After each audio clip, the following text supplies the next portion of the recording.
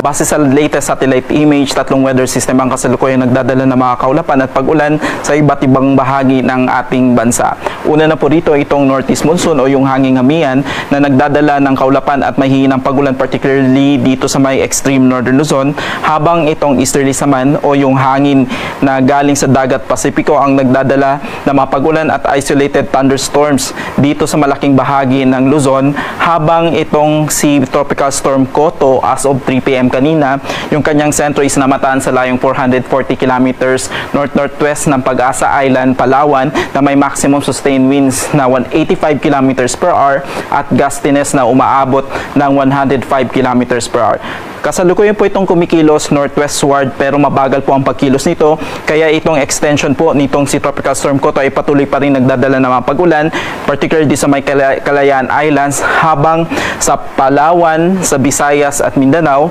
patuloy pa rin tayong makakaasa ng magandang panahon, ngunit may mataas na tsansa ng mga isolated rain showers or thunderstorms, lalo na po sa bandang hapon at gabi.